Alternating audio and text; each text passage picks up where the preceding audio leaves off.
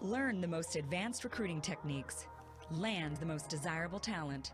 Launch your company towards massive success. This is the Higher Power Radio Show with Rick Girard. All right, well, we've all done it. We've hired the person that looked great on paper because they seemed to possess the skills we needed, only to have that hire turn out to be a major disaster. So here's the truth. Technical resources have a high failure rate because of how they are interviewed. Now, I'm going to argue that assumptions and expectations alignment are where we fail. Today, it's about how to evaluate and hire strong technical talent by uncovering the truth. Today's quote, "Talent without discipline is like an octopus on roller skates. There's plenty of movement, but you never know if it's going to be forward, backward, or sideways." Any idea who said that, Mr. Aaron Cooley? H. Jackson Brown Jr. Jackson Brown Jr., who, like you just educated me, who is he? Yeah, so he is an author, more my parents' generation than mine. But if you've ever heard of the book P.S. I Love You, or the book Life's Little Instruction Book, I think that's what it's called. Nice. Yeah. He's the author of that. Yeah, awesome. yeah. Good guy. Yay. I'm Rick Girard, and welcome to the Higher Power Radio Show. Our mission is to help entrepreneurs and hiring managers avoid costly hiring mistakes by identifying a specific problem and providing proven tactical solutions to help you win the right hire. We share insights from top-performing rebel entrepreneurs, disruptors, and industry experts like our guest today, Mr. Aaron Cooley. Aaron is a lead consultant for security and mobility for a company called Cooley.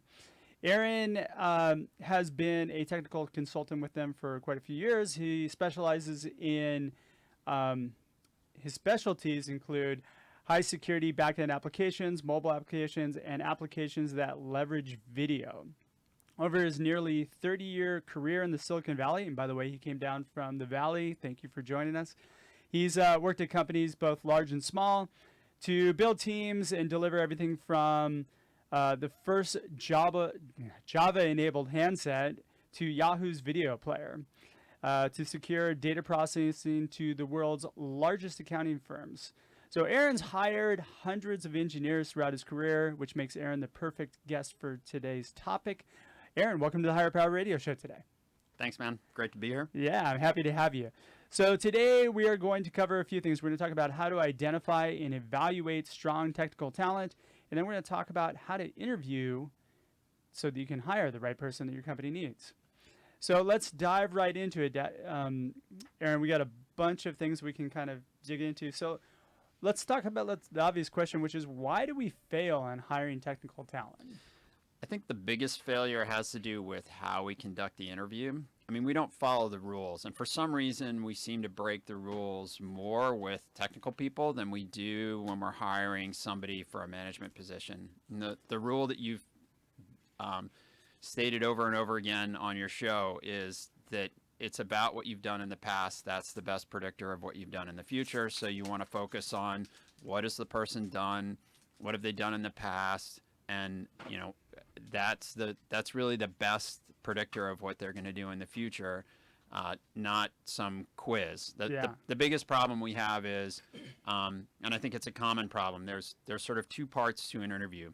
There's a part where you very much need you and what you're about and your ego in the room, and that's when you're trying to sell the position to the candidate, because that's definitely half the job. We all know that, right? You got to get the other person excited about it. Yep. But the problem is that if that bleeds into the second part of the interview, then you get into trouble, because then the second part of the interview becomes about you and not about the person you're trying to hire. And that half of the interview has to be 100% about the candidate. So, I almost feel like the interview needs to be 100% about the candidate today, more so than ever. Sure. Yeah. I mean, if your deepest concern is trying to figure out, you've got a very limited amount of time. Yeah. In this industry, we don't have the ability to trial hire people or have them come in and contract to hire. Yeah. I mean, there's just not enough technical talent out there, and the demand is so high. Yeah. You just can't do it. It's not practical. Yep. So you have a limited amount of time. You have maybe 5 or 6 hours, if you're lucky, to figure out whether this person is going to be a great hire or not. And you need to spend that time talking about them, trying to figure out what they're doing, and not asking them to do things that say more about you than them. So where is it? Okay, so where are we failing? We're failing in a couple different areas, right? Probably assumptions that you're making based on a resume. You're also failing in when you're non-technical and you're trying to interview and hire a technical person. You don't know what kind of questions to ask, right? You can't suss out somebody's technical ability. Yeah, you can't figure out whether or not somebody can code. So the analogy I come up with, the mistake that we make all the time is we try and do some kind of test, some kind of coding test to figure out whether or not this person can code or can do things that are technical, rather than looking at all of the evidence that's there in their resume and trying to ask them questions about, hey, you worked at this company. What did you do on this project? Okay, they'll tell you what the project is about, but then you need to just keep going back to what did you do? What did you do? What is your day like? You really have to keep people on point. You have to keep people on point. You have to keep digging in. You have to keep trying to ask and suss out specifically what this person did in the past. And the trap we fall into, which brings our ego into the phone, into the room or into the phone call, is do you know what I know? That's a game that gets played a lot, and it's the biggest example of this is the coding quiz. So that's usually when you have a technical person giving an interview to another technical person. Right. Right. Right. They tend to ask them questions that try to, and look, I'm guilty. I've hired a lot of people, and I made this mistake at the beginning.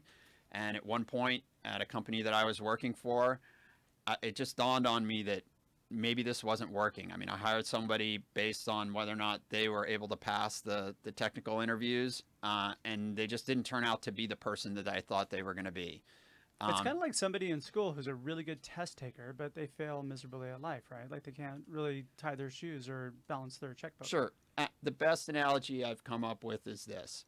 Let's say that you're, and hopefully this will resonate for everyone else that's non-technical, because, describing how a technical interview works is too complicated for non-technical people, but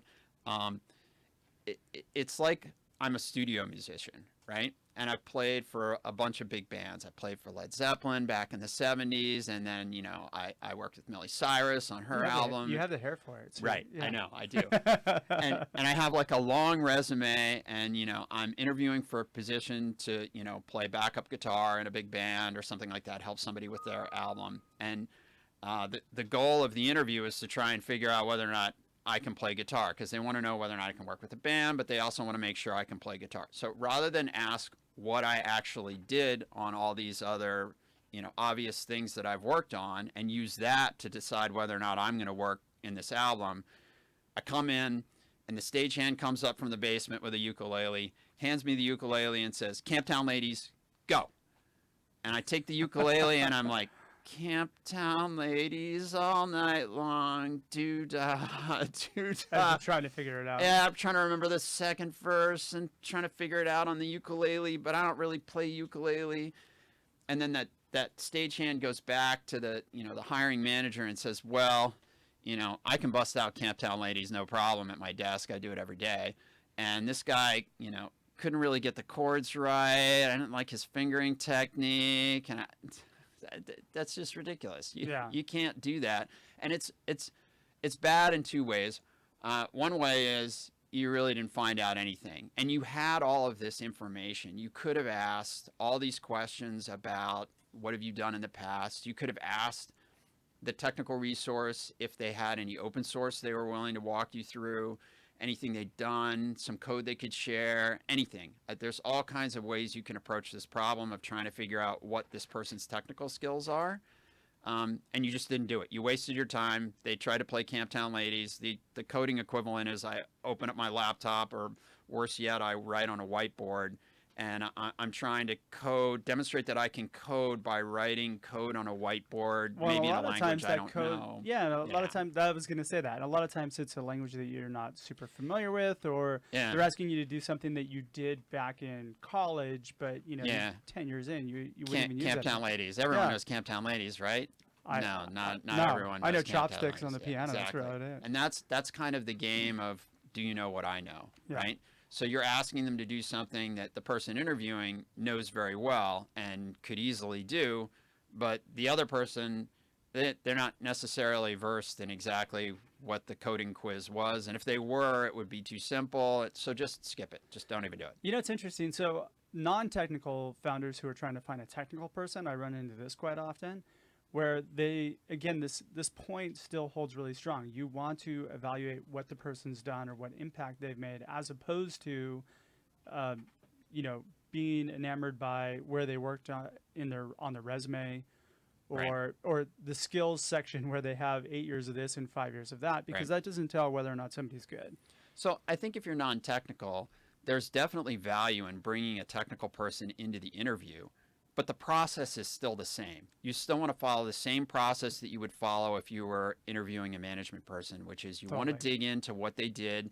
You want to have that technical person in the room who can say, like, yeah, okay, this thing that this person did is super, super related to the things that we're trying to do in this company, or no, that's not really related, or, you know, it sounds like this person worked more on this and less of that. They were, you know, more about leading the team than actually writing the code, or they were way down deep in the code. So having a technical advisor is key. You want to have somebody technical in the room that understands all the answers to the questions that you're asking as you dig in. And you really want to go through that resume and ask them for every job, for every technical job they have, and take your time. What did you do? Exactly what was the day-to-day like? What happened with the project? You know, what were the stages? What did you learn? You know, what were your key takeaways? And exactly what code did you write? What did you work on every day? Got it. All right, so what should we be looking for? So I think the other trap we fall into is the alphabet. I call it the alphabet soup trap. The alphabet soup on my resume is that section at the top that has a bunch of acronyms. Yeah. Java's not buzzwords. an acronym, but it has all the buzzwords for all the different stacks I know, et cetera, I call it the buzzword and bullshit section.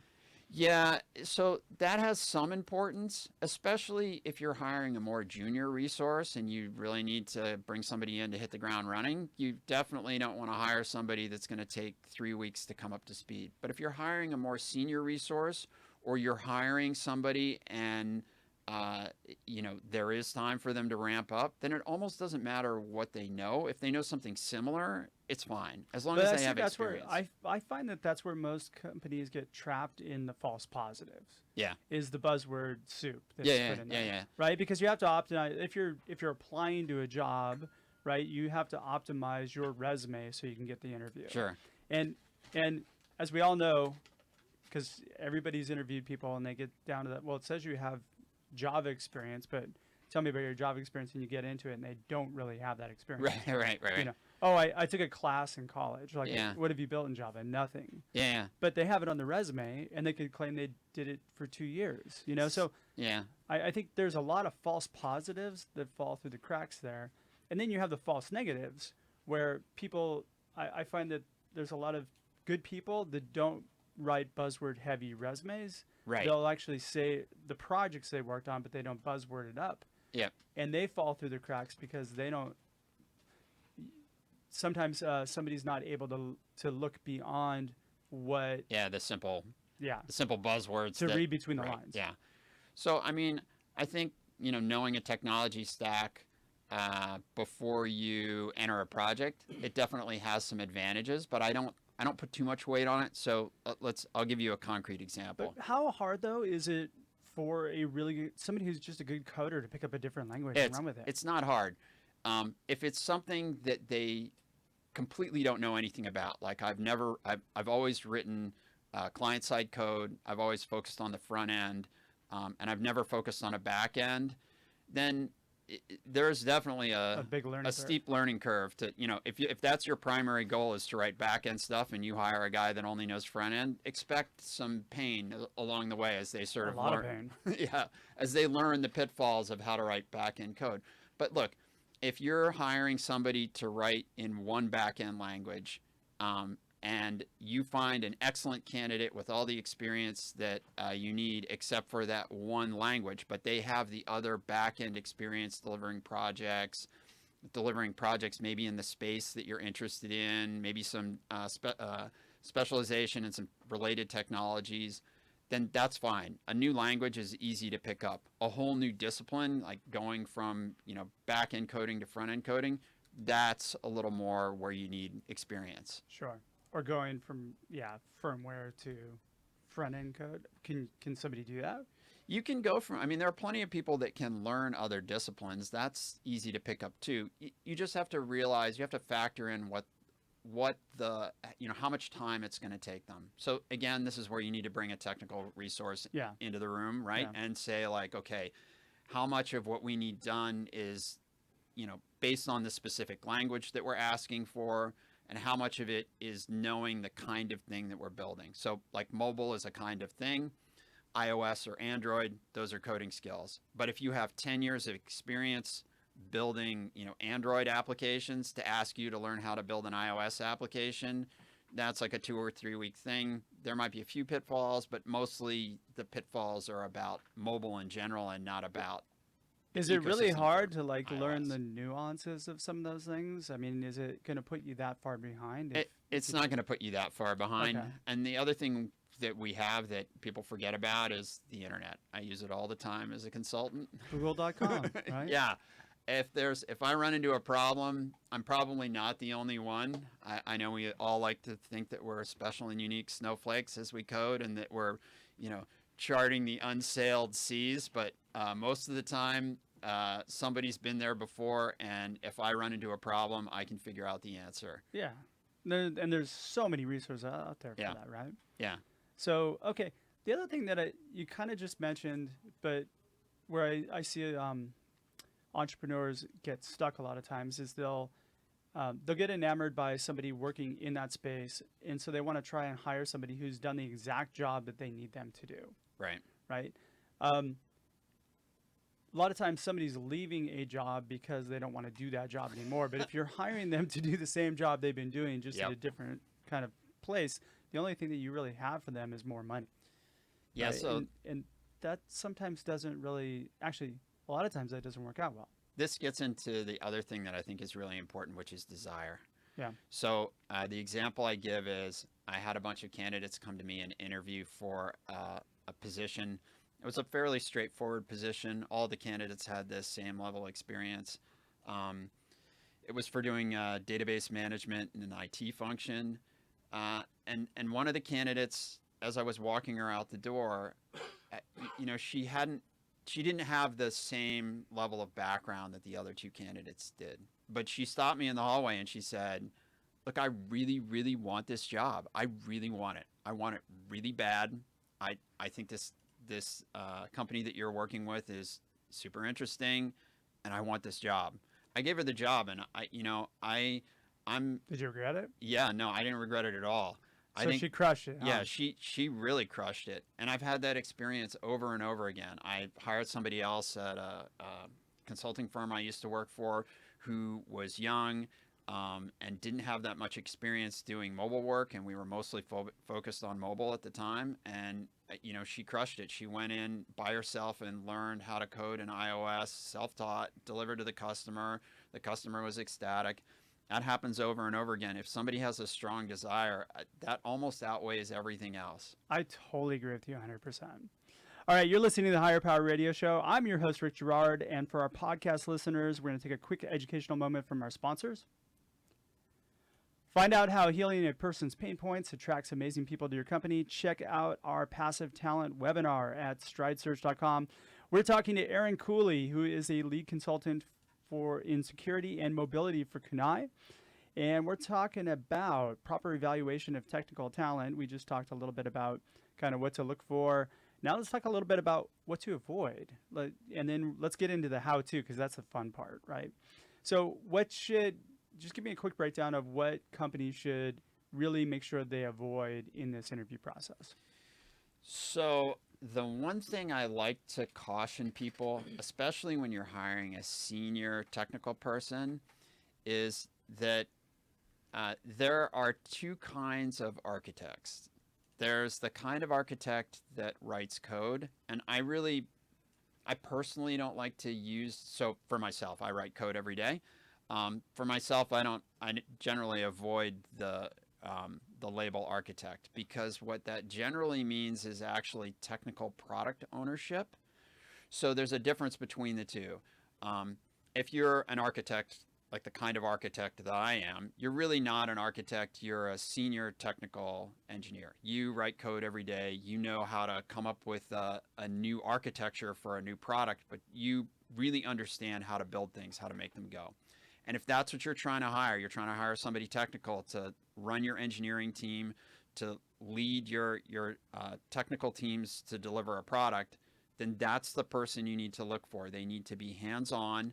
And they those need people to code are actually kind of tough to find. every day. I understand they're tough to find, but man, if you have to grow one, like if you were looking for somebody with 10 years experience or 20 years experience, you're not going to find too many. You're right. There aren't too many of us left. We tend to get pushed into the other roles, into the management roles, into the other architecture role, which I'll talk about in a second, into the product role. Yeah. And so they're just, after 20 years, there aren't that many of us left. So can you take a senior engineer and move them into that role? You can. And that's what I was going to suggest next. Grow one. Right? So better to grow somebody into that role through coaching them, through helping them lead the team, through twisting their arm to get them to write documentation, through beating them over the head to get them to help write the things that you need, user stories and other things to help the other engineers.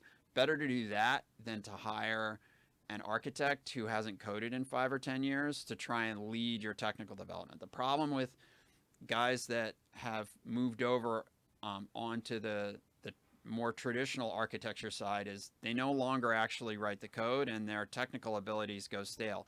I actually think that's okay. In a big company, you definitely need technical product owners, which is what they really are. They understand from a technical perspective what the customer is going to get, what the customer of your product is going to get. Might be very technical, and so you might need an architect to draw pictures to explain how your API works or to explain how your very technical product works. Those guys are great for that, but let's be clear, that's what they are, right? They are technical product owners. They no longer code, so they really shouldn't be responsible for saying how things should be coded. Got it. So if let's say hypothetically, I'm a founder of a company, I just got some money, I have a working product, but I really need to bring on a CTO, right? Would you say that my best bet is to find a technical architect, make them CTO? So how small a company are we talking about? I don't know, just 10 people. 10 people, yeah. Okay. So I think at the size of 10 people, you are looking for a little bit of a unicorn. Yeah. This person has to be somebody who's got experience. They have to code every day. At 10 people, you don't want a technical leader that doesn't really understand how the car works, right? Yeah. Yeah. If you're building a race car, this guy's got to be able to drive it and work on the engine too. Yeah. All right. So we're going to avoid the do you know what I know? We're going to avoid coding quizzes, and then do not hire an architect that doesn't write code. Yeah. It's got to be hands-on at 10 people. Now, by the time you get to 100 people, that CTO role is going to change. Oh, yeah, totally. Then you want somebody with an MBA because it's a management role. Yeah. Okay. The rule I use, simple rule, and I was taught this way back in my days at Sun Microsystems. If you have 14 people reporting to you, you are a manager.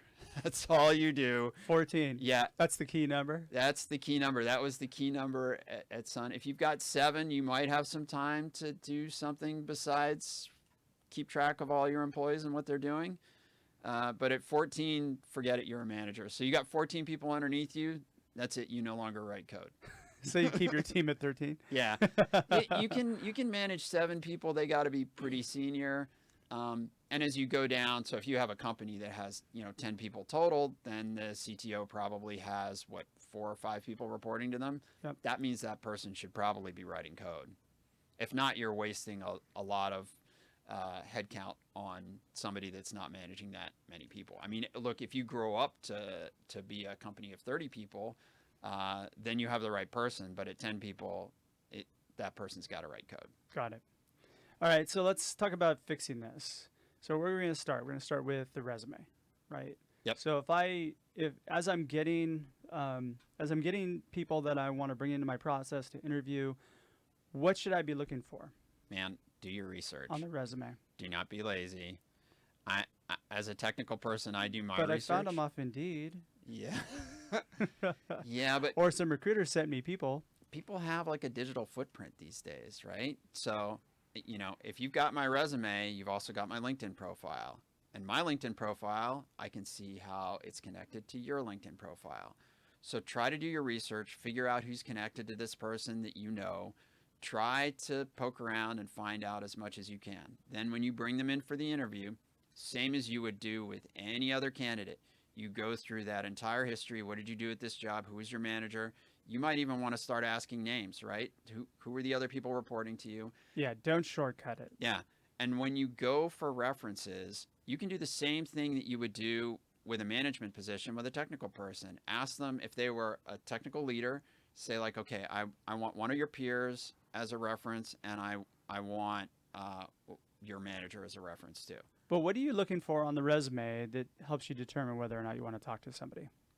What am I looking for on the resume?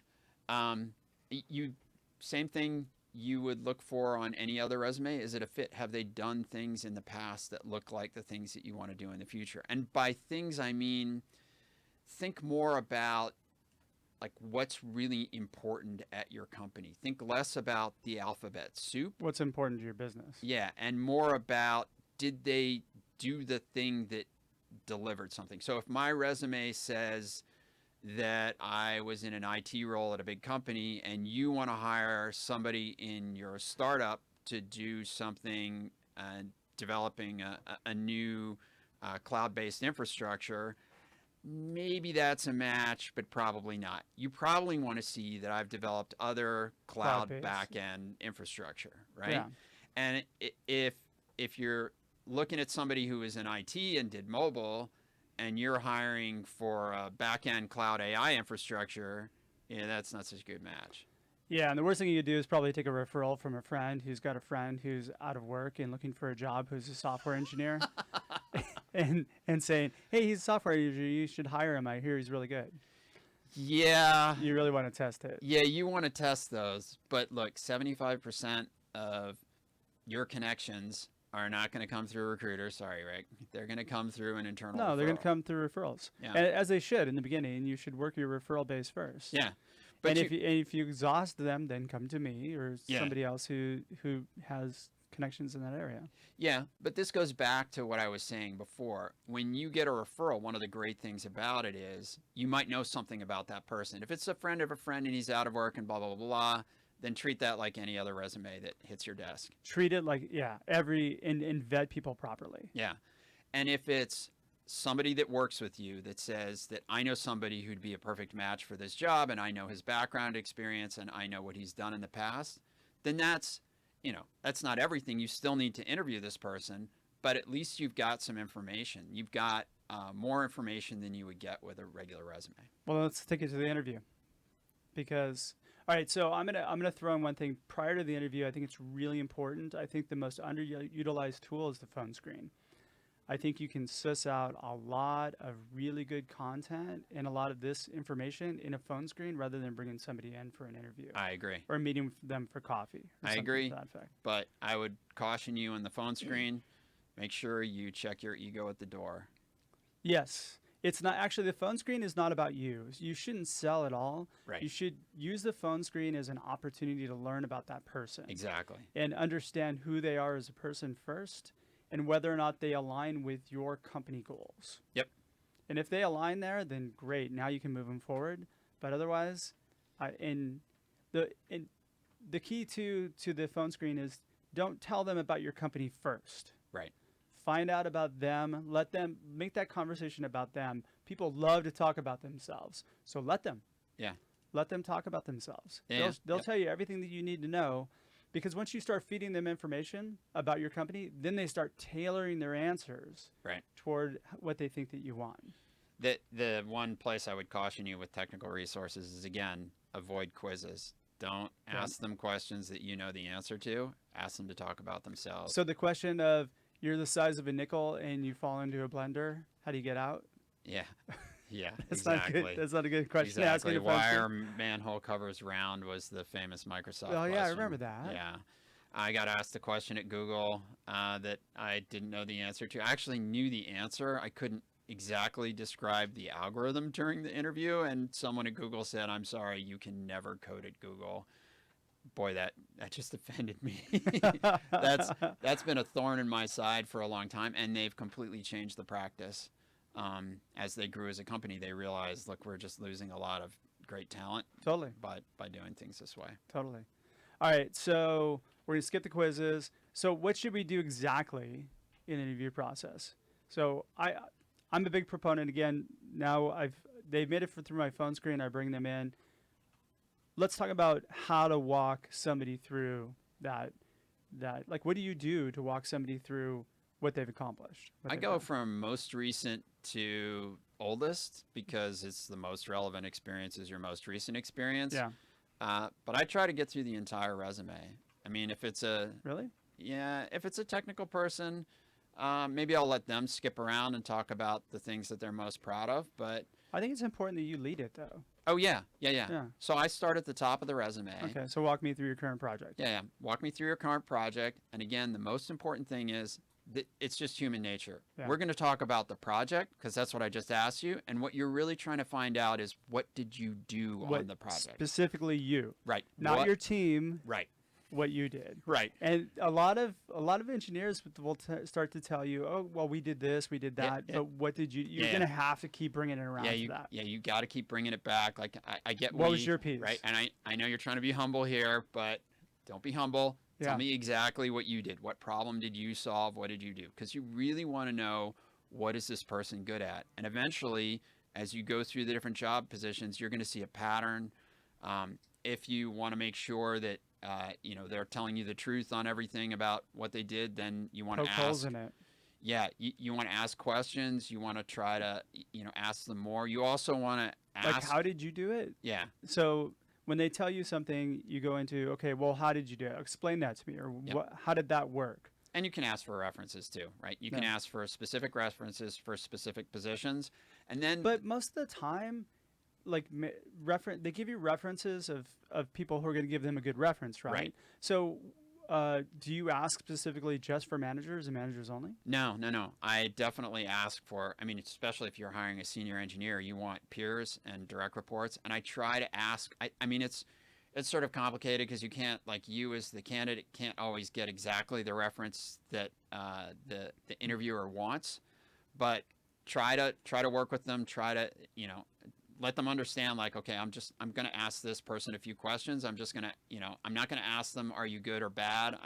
I'm really just going to ask them about what you did. Or rate your experience with this. Yeah, because that's just those are all silly things. Yeah, it's really silly. And on a scale from 1 to 5, how do you rate yourself on Java? It's the worst question ever. No. So what I try to do with the reference is make sure that it aligns with the story that the person told me. So if they said they worked on this and they did these things and this was their daily stuff, then I go back to the reference and say, okay, so this person told me that they worked on these things, and they're probably just going to say yes. That's perfect. Yeah. That's a good way to utilize references, for sure. All right, we're getting close on time. What would you say would be a few key takeaways that you would advise a founder who's looking for technical talent right now?